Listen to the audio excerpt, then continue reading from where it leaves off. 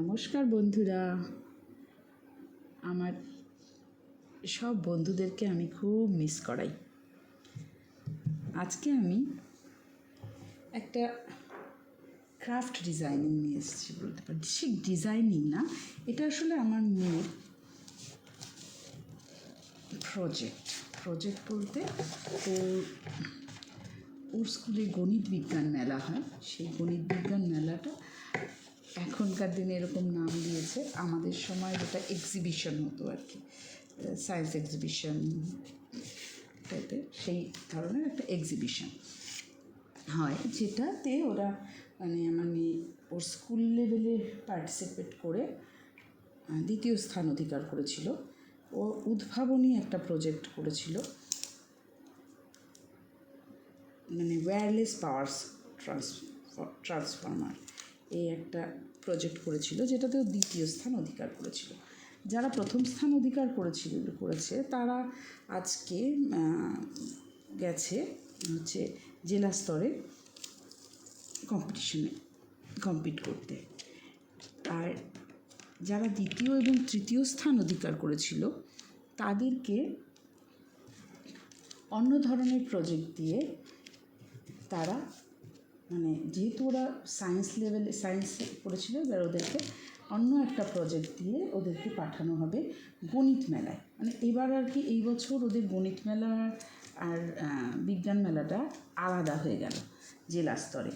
আগে একসাথেই হতো, এবার আলাদা হলো। সেই কারণে ওরা যারা দ্বিতীয় তৃতীয় হয়েছে তাদেরকে এখানে পার্টিসিপেট করার সুযোগ করে দেওয়া হলো। তাতে আমার মেয়ে তো খুব খুশি, এবং আমার বেশ ভালোই লাগে যে বাচ্চাদের এ ধরনের জিনিসে পার্টিসিপেট করাটা আমার মনে হয় খুব ভালো। তাই আমি তো সবসময়ই খুব এনকারেজ করি, এবং ওর বাবাও এইসব ব্যাপারে খুব এনকারেজিং, যে না, মেয়ে যখন অ্যাচিভ করেছে একটা কিছু, তাহলে নেক্সট স্টেপে মেয়েকে ওটা দেওয়াটা উচিত। এই জন্য ওর বাবাও শুনেই খুব খুশি যে হ্যাঁ, মেয়েকে স্কুল থেকে বলেছে যে তুমি এবার গণিত মেলার জন্য প্রিপারেশন নাও। তো এবার আমাকে আবার সেই কারণে নতুন করে একটা প্রজেক্ট বানাতে হচ্ছে। এটা একটা আমি থার্মোকলের মোটা, যে ধরনের ব্লক নিয়েছি, এগুলো হচ্ছে পাওয়া যাবে বলতে এতটা মোটা পাওয়া যায় ওই যে ওষুধের দোকানে বলতে যারা লার্জ স্কেলে মেডিসিনের বিজনেস করে, এজেন্সি আছে, তাদের কাছে হয়তো, কারণ আমি ওখান থেকে নিয়েছি, আমি জানি না আরও অনেক জায়গায় পাওয়া যেতে পারে, আমি তাদের কাছ থেকে নিয়েছি। যে ওনাদের কাছে যখন যে সমস্ত মেডিসিন ফ্রিজিং অবস্থায় ফ্রিজ অবস্থায় আনতে হয় আর কি, ঠান্ডা চিল অবস্থায় থাকতে হয়, সেই সব মেডিসিনগুলো এরকম মোটা মোটা থার্মোকলের বক্সে আসে। তো আমি বক্সটাই নিয়ে এসেছি, প্ল্যান করেছি বক্সটার মধ্যে আমি গার্ডেনিং করব, আর সেটা ঢাকনাটাকে আমি ইউজ করছি প্রজেক্টের জন্য। এটা করতে আমার দুখানা ঢাকনা লাগবে। একটা ঢাকনা আগে স্টার্ট করেছি, আরেকটা ঢাকনায় পরে আমি করব। এই ঢাকনাগুলোর ওপরে আমি ব্ল্যাক আর্ট পেপার মুড়িয়ে নিয়েছি। এই যে ঢাকনাটার উপরে ব্ল্যাক আর্ট পেপার পুরো ফেভিকল দিয়ে লাগিয়ে কর্নারগুলোকে এভাবে সেলোটেপ দিয়ে লাগিয়ে দিয়েছি প্রত্যেকটা কর্নারে। এবার এই সাইডটা করছি আমি, একটা সাইড আমার হয়ে গেছে রেডি, আরেকটা সাইডও আমি রেডি করছি। এইবার ওর যে প্রজেক্টটা আমি ভেবেছি, এবং ওর দাদা ভাইরাও এবং ওর বাড়ির স্যার সকলেই আমাকে সাহায্য করেছে চিন্তাভাবনা করতে। সেটা হচ্ছে, আমরা অনেক কিছু ভেবেছিলাম, শেপস ভেবেছিলাম, বিভিন্ন রকমের শেপস আর কি, তারপরে মাল্টিপ্লিকেশনের উপর ভেবেছিলাম, তারপরে অ্যাঙ্গেলের উপর ভেবেছিলাম, তারপরে অ্যালজাব্রার উপর ভেবেছিলাম, ফর্মুলাজের উপর, অ্যালজাব্রার কতগুলো ফর্মুলাজের উপর, কিন্তু কোনোটাই ঠিক পছন্দ হচ্ছিল না। তার মধ্যে এটা একটা আমি পেয়েছিলাম সার্কেলের ওপর। তো সেই সার্কেলের ওপরের প্রজেক্টটা দাদা ভাইদের খুব পছন্দ হয়েছে, এবং এটা দাদা ভাইরা সিলেক্ট করেছে। সেই জন্য দাদা ভাইরা আমাকে শুধু বলেছে যে আপনি প্রজেক্টটা করুন, আপনার মেয়েকে রেডি করার দায়িত্বটা আমরা কিছুটা নিচ্ছি। তো আমি লিখে টিখে দিয়েছি, পয়েন্টসগুলো কিছুটা মুখস্থও করিয়েছি। তো আজকে মেয়ে গেছে স্কুলে করতে, ওগুলো প্র্যাকটিস করতে। ছেলেকেও একটু পড়ালাম, তারপর আমি যেটুকু টাইম পাই আর কি তার মধ্যে ভাবছি প্রজেক্টটা কিছুটা এগিয়ে রাখি, কারণ করতে তো আমাকেই হবে। 29 মানে 29 তারিখে ওর আছে, তো সেজন্য তৈরি তো হতেই হবে। তৈরি করি, শুধু তো এটা নয়, এছাড়াও আমাদেরকে চার্ট পেপার রেডি করতে হবে, সেগুলোও করতে হবে।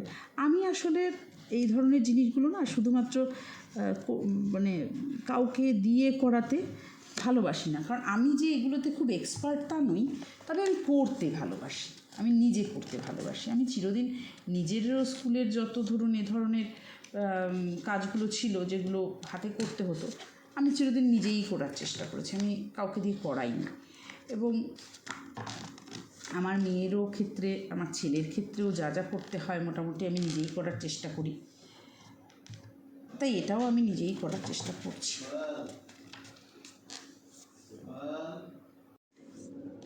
এবার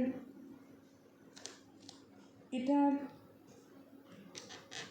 করতে গিয়ে শুধুমাত্র যে আমার ছেলে মেয়ের মানে প্রজেক্টে আমি হেল্প করছি তা শুধু নয়, আমার এটা বলতে আসার উদ্দেশ্য, মানে আপনাদেরকে এটা দেখানোর উদ্দেশ্য হচ্ছে এটাও যে নিজেদেরকে ব্যস্ত রাখুন। যারা আমরা এই ধরনের কেন, শুধুমাত্র ক্যান্সার পেশেন্টদের কথা আমি বলবো না, যারা আপনার যে কোনো ধরনের মানসিক কোনো রকমের দ্বন্দ্বের মধ্যে দিয়ে যাচ্ছেন, কোনো সমস্যার মধ্যে দিয়ে যাচ্ছেন, অবশ্যই আপনারা নিজেদেরকে বিভিন্ন রকম ক্রিয়েটিভ ওয়ার্কসে ব্যস্ত রাখুন। কিছু করুন, মানে কি বলবো, আর্ট ড্রয়িং করুন, যে সেলাই করতে ভালোবাসেন সে সেলাই করুন, যে গান করতে ভালোবাসেন সে গান করুন। এবং যার অনেক কিছু হয়তো বিভিন্ন রকম কিছু করতে ভালো লাগে, আমার যেমন বিভিন্ন রকম কিছু করতে ভালো লাগে, তিনি বিভিন্ন রকম কিছু করুন, কিন্তু করুন। এতে আপনার বেশ কয়েকটা জিনিস লাভ হবে।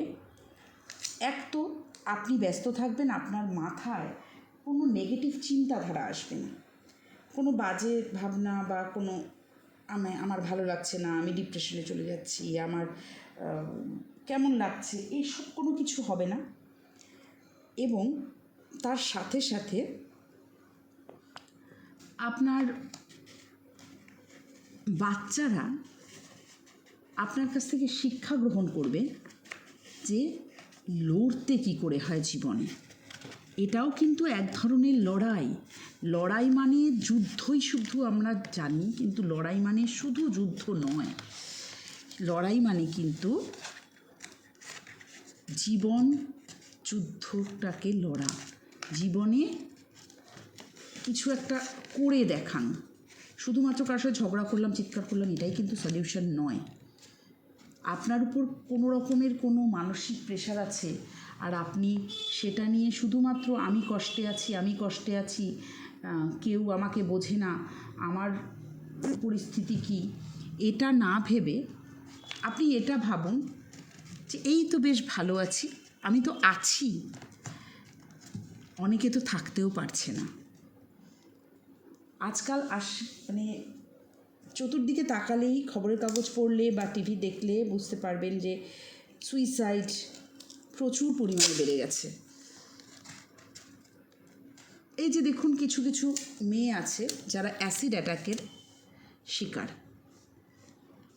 তাদের মধ্যে কেউ হয়তো সুইসাইড করে, আবার কেউ সেই অ্যাসিড অ্যাটাকটা থেকে সারভাইভ করে নিজে লড়ে আরও 10 জনকে লড়ার রাস্তা দেখায়। আসলে আমি ঠিক হেরে গিয়ে সুইসাইড করবো বা আমি সুইসাইড না, মানে শুধু সুইসাইড না, মানে হেরে যাব, আমি নিজেকে ঘরের কোনায় বন্দি করে রাখবো, এই রকম মানসিকতার আমি নই। আমিও ঠিক ওই রকম মানসিকতারই যে আমি লড়ে দেখাবো, যাই করি আমি সৎ পথে করব। আমি তো অনেস্ট, যে আমার সাথে অন্যায় করেছে তার জন্য সে অন্যায়, সে ভুল, তাহলে আমি কিসের জন্য তার জন্য সাফার করব? আমি কেন ঘরের কোনায় বসে থাকবো? আমি কিসের জন্য? কারণ আমি তো অন্যায় করিনি। যে অন্যায় করেছে তাকে বুঝতে হবে যে সে ভুল, এই যে তার অন্যায়ের জন্য অন্য কেউ সাফার, সে তো আনন্দ পাবে। আমি যদি সুইসাইড করি বাঁচা গেছে, আমাকে তো আর কেউ বলতে পারবে না, এটা ধামাচাপা পড়ে যাবে আর কদিন পরে, মানুষের স্বভাবই কদিন পরে ভুলে যাওয়া, আর কদিন পর ধামাচাপা পড়ে যাবে, কেউ আর মনেও রাখবে না। কিন্তু সেটা হলে হবে না তো। আমি এমনভাবে ঘুরে দাঁড়াবো যাতে আর 5টা লোক নিজেরও সন্তানদেরকে, পরবর্তী প্রজন্মদেরকেও বলে যে ওই দেখ, জানিস এর সাথে এই হয়েছিল, কিন্তু দেখ ও কিন্তু ঘুরে দাঁড়িয়েছে, ও কিন্তু হেরে যায়নি। যারা ওর সাথে অন্যায় করেছে, যে বা যারা অন্যায় করেছে, তাকে সেই অন্যায়টা করার পরে হাসি মুখে জিতে যেতে দেয়নি। সে দেখিয়ে দিয়েছে যে আমাকে হারানোটা এতটা সহজ না। তাই আমি সেই রাস্তাটা পছন্দ করি। আজকে আমার একটি বাচ্চা অটিজমের শিকার। অটিস্টিক বাচ্চাদের জীবনে কি বলবো, সাহস করে দাঁড়ানোর একটা অসুবিধে থাকে। তারা জীবনে হয়তো যদি আপনি তাকে পেছন থেকে সাপোর্ট না করেন, তাহলে তারা জীবনে যে লড়বে সেই সাহসটা তারা জোগাড় করতে পারে না। সেই কারণেই সমস্ত বাচ্চাদেরকে বলি, মায়েদেরকে বলি যে বাচ্চাদেরকে সাপোর্ট করুন। সাপোর্ট কিন্তু এটা কখনোই নয় যে আপনি আপনার বাচ্চাকে শাসন করবেন না। এই ভুলটা প্রচুর গার্জিয়ান করে বসে, যেই জিনিসটা আমি নিজের চোখে নিজেও ভুক্তভোগী। যে আমি আমার সামনেও প্রচুর গার্জিয়ানকে এরকম দেখি, যারা আমার সাথে হয়তো সম্পর্কযুক্ত, তারা ভাবে যে সাপোর্ট করা যা চাইছে তাই কিনে দিয়ে দিচ্ছি, আজকালকার চলো পার্টিতে নিয়ে যাচ্ছি, এটাই তো ওদের লাইফ, এরকম করে যদি না করি তাহলে না, ভুল ধারণা। সৎ পথ দেখিয়ে আপনার নিজস্ব জীবনটাকে সততার দিকে রেখে, সততা সঠিক দিকে রেখে আপনি আপনার বাচ্চাকে কিন্তু সাপোর্ট করতে পারেন। আপনি ওর মতটাকে সাপোর্ট করে, ও যা বলছে সেটাকে মেনে নেওয়াটাই কিন্তু বাচ্চাকে সাপোর্ট করা নয়। বাচ্চাকে সাপোর্ট করা আপনি আপনার বাচ্চাকে সব সৎ পথ দেখান এবং তাকে জীবন যুদ্ধে লড়তে সাপোর্ট করুন। এমন জীবনযাত্রা আপনার নিজের তৈরি করুন যাতে আপনাকে দেখে আপনার বাচ্চা শিখতে পারে যে সত্যি জীবনযুদ্ধে লড়তে কী করে হয়, নিজেকে তৈরি রাখতে কী করে হয়, হাজার কষ্ট হলেও কীভাবে সব কিছুতে হাসি মুখে এগিয়ে যেতে হয়। আমার মেয়েকে আমি ইংলিশ মিডিয়াম থেকে বেঙ্গলি মিডিয়ামে এনেছি। অনেকেই জানে, আবার অনেকে জানে না যে কেন। আপনারা বন্ধুরা জানেন না যে আমি এনেছি, হয়তো সেটাও জানেন না, কিন্তু তার পিছনের একটা বিশাল বড় কারণ ছিল। আমার মেয়ে ইংলিশ মিডিয়ামে নিজের আত্মপ্রকাশ করতে পারছিল না। এটা ইংলিশ মিডিয়ামের অনেকেই ভুল হয়তো বুঝেছেন বা বুঝবেন যে আত্মপ্রকাশ মিন্স ও ইংরেজিতে ভয় পাচ্ছিল, ইংরাজি ভাষাটাকে ভয় পাচ্ছিল। আপনাদের বলিয়ে দিই, আমার মেয়ে এবার যে বিজ্ঞান মেলাটাতে 2য় স্থান অধিকার করেছে, ও কিন্তু টোটাল প্রজেক্টটা ইংলিশে করেছে, ও কিন্তু বাংলায় করেনি। এবং এই যে প্রজেক্টটা আমি তৈরি করছি, এটিও ওর কিন্তু ইংলিশেই রেডি হচ্ছে, বাংলায় নয়। তাই ইংরাজি ভাষাকেও ভয় পায়, এটা বলা আমার মনে হয় না সঠিক হবে। ওর আত্মপ্রকাশের বাধাটা আমি বলতে চাইছি, আমার মেয়ে যেরকম ওখানটাতে চুপচাপ সমস্ত কিছুতে পার্টিসিপেট করা বা কিছু নিজেকে প্রকাশ করা, নিজের মধ্যে যে কত কোয়ালিটিস আছে সেটাকে প্রকাশ করার, সেই সাপোর্টটার অভাব বোধ করছিল স্কুল থেকেই। সেই সাপোর্টটাও স্কুলেও পায়নি। এই জিনিসটা আমিও একজন শিক্ষিকা এবং আমি একজন নিজেও ছাত্রী ছিলাম, আমি জানি যে এই ব্যাপারটাতে একটা টিচারের কতটা অবদান থাকা প্রয়োজন, যে হ্যাঁ তুমি এগোও, তুমি পারবে। এই জিনিসটা যদি না থাকে তাহলে স্টুডেন্টের কিন্তু এগিয়ে যেতে অসুবিধে হয়। আর সব বাচ্চা একরকম হয় না। যার মধ্যে কোয়ালিটি আছে সে নিজে থেকে, যার মধ্যে সেই অ্যাগ্রেসিভনেস আছে যে হ্যাঁ পারবো, এটা পারে, সে নিজে থেকেই করে নেয়। কিন্তু যার মধ্যে নেই, কিন্তু তার মধ্যে তো কোয়ালিটি আছে, সেই কোয়ালিটিটাকে বের করা আমাদের শিক্ষক শিক্ষাদের কর্তব্য। সেটাকে আমরা অনেক শিক্ষক শিক্ষিকারাই হয়তো প্রকাশ, মানে আমাদের মানে কী বলবো, অনিচ্ছা সদিচ্ছা অভাবে সেই বাচ্চাটি সাফার করে। আমার মেয়েকে এই যে প্রথমবার ক্লাস 5-এ উঠেও প্রথম কোনো গণিত বিজ্ঞান মেলায় এরকমভাবে সাহস করে পার্টিসিপেট করেছে এবং সে কিন্তু 2য় স্থান অধিকার করেছে। ও বাংলাতেও দেয়নি, ইংরেজি ভাষাকেও ভয় পায়নি, ইংরেজিতেই বলে ও করেছে। এবং ও অসম্ভবভাবে এই স্কুলটির প্রতিটি শিক্ষক শিক্ষিকার সাপোর্ট পাচ্ছে। প্রত্যেকটা শিক্ষক শিক্ষিকা আমার কাছে খুব মানে গর্বই বোধ হয় যে আমি যখনই ওর এই স্কুলে যাই আমি কিন্তু ওর নামে পরিচিত হই। এই জিনিসটা আমি কিন্তু আগের স্কুল থেকে পাইনি। এমনকি আমি এটাও পেয়েছি যে টিচারকে আমি যখন জিজ্ঞেস করেছি ওর প্রগ্রেস কী, টিচার বলেছে ও ঠিক কে বলুন তো, আমার মনে পড়ছে না, ওর ক্লাসেই করায়, আপনি কি ছবি দেখাতে পারবেন? তখন আমি ভেবেছিলাম যে সত্যিই তার মানে আমার মেয়েটার কি কোনো সমস্যা হচ্ছে। আমি বিদ্যালয়, সেই কারণেই আমি ওই বিদ্যালয়, এই যে দেখুন এটা মোটামুটি বেসটা তৈরি হয়ে গেছে, সেলোটেপ দিয়ে লাগিয়েছি এবং ফেভিকল দিয়ে লাগিয়েছি যাতে এটার বেসিকটা তৈরি হয়ে গেছে। এই যে পেছন দিকে এরকম আছে, সামনেটা, এর ওপরে আমি সার্কেলটা, এই ব্ল্যাকের ওপরে আমি হোয়াইট আর্ট পেপার দিয়ে সার্কেলটা সেট করব। আমি যখন করব তখন আপনাদেরকে আরেকবার আমি দেখাবো। এই যে এগুলোকে ব্ল্যাক কভার করার পরে আমি হোয়াইট আর্ট পেপার থেকে একটা সার্কেল, বড় লার্জ একটা সার্কেল কেটে নিয়েছিলাম। এবার সেই সার্কেলটাকে নিচে ফেভিকল দিয়ে এর ওপর সেঁটে দিয়েছি। যেহেতু এটা ঠিকমতো লাগছিল না তাই আমি কতগুলো একটু ভারী ধরনের ডায়েরি বই তাই দিয়ে এটাকে প্রেশার দিয়ে রেখেছিলাম যাতে এটা, যার ফলে এটা পুরো চতুর্দিক দিয়ে লেগে গেছে, সুন্দর করে লেগে গেছে। এবার আমি এর ওপরে যা, এই সার্কেলের ওপরে যা যা করার সেই কাজগুলো, কর্ড, সেক্টর, সেগমেন্ট, এগুলো সমস্ত কিছু ড্র করব এবং সেগুলোকে মেনশন করব। এবার এর উপরে সব পোর্শনগুলো ড্র করে নিয়েছি। Draw means diameter, centre, radius, chord, এগুলো সব ড্র করে নিয়েছি। এবার এগুলো লিখে নিচ্ছি।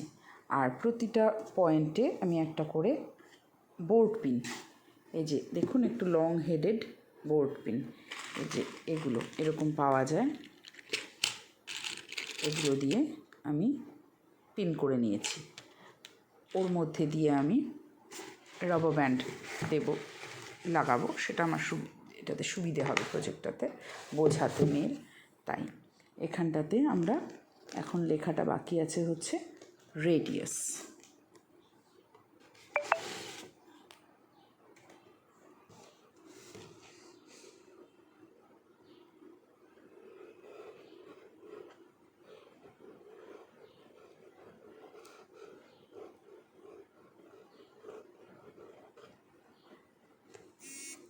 রেডিয়াসটা লিখে দিলাম। আপাতত এটা কমপ্লিট। দুখানা সার্কেল এরকম তৈরি হবে। এই জিনিসটা হয়ে গেল, আরেকটা তৈরি হবে, সেইটার মাঝখানে আমরা একটা জিনিস প্লেস করব। সেই জিনিসটা আমি দেখিয়ে রাখি, ওটা এখনই আমি বানাচ্ছি না, ওটার অ্যাকচুয়ালি আমার ব্ল্যাক আর্ট পেপারটা কেনা হয়নি, আরেকটা কিনতে হবে। এই যে এই জিনিসটা আমি বসিয়ে ওই জিনিসটা বানাবো। যখন ওটা বানাবো আপনাদেরকে সেটাও দেখাবো। আসলে এটা দেখানোর উদ্দেশ্য আপনারাও একটু এনজয় করুন আর আপনারাও একটু অ্যাক্টিভ হন, যাতে আপনাদের বা এবং আপনি শুধু নিজেদের, আমি যারা ক্যান্সার পেশেন্ট তাদেরকেই শুধু বলছি না, যারা তাদের আত্মীয় স্বজন আছেন তারাও আপনাদের যিনি ওরকম মানে পেশেন্ট আছেন তাকে এরকম বিভিন্ন রকম ইনভলভমেন্টের মধ্যে রাখুন, যে এটা করো ওটা করো, চলো না এটা করি। মানে ওনাকে শুধু ঠেলে দিলে হয়তো উনি ভাববেন যে আমি অসুস্থ, আমাকে জোর করে করে কাজে ঠেলে দিচ্ছে, হতে পারে, কিন্তু মানে চলো না আমাদের সাথে, আমরা এটা বানাচ্ছি, চলো, মানে as a part of that work এরকম করেও আপনারা নিতে পারেন। এবং এটা হচ্ছে বোথ অটিস্টিক বাচ্চাদের জন্য খুব ভালো। আমার ছেলেকেও আমি একটা এক্সট্রা সার্কেল বানিয়ে দিয়েছি, এই দেখুন এটার মধ্যে একে ও বানালো, আমি লিখে লিখে দিলাম, ও খুব খুশি হলো। ও আবার আমার নিজে হাতেই বসে আমার সাথে কাটলো এটা, আর এই যে নিজের নাম লিখে নিয়েছে ওর পেছনে, কারণ বড়টা ওর দিদি আর ছোটোটা ওর। ও খুব খুশি হয়েছে এটা বানিয়ে দেওয়াতে, ও খালি বলে যাচ্ছে মা আমার জন্য কি, আমার জন্য কি, সেজন্য ও খুব ভালোভাবেই এটা নিয়েছে, তাতে ওর পক্ষেও খুব ভালো। সবাই খুব ভালো থাকুন। আমি পরবর্তীটা যেটা বানাবো সেটাও আপনাদের সামনে নিয়ে আসবো।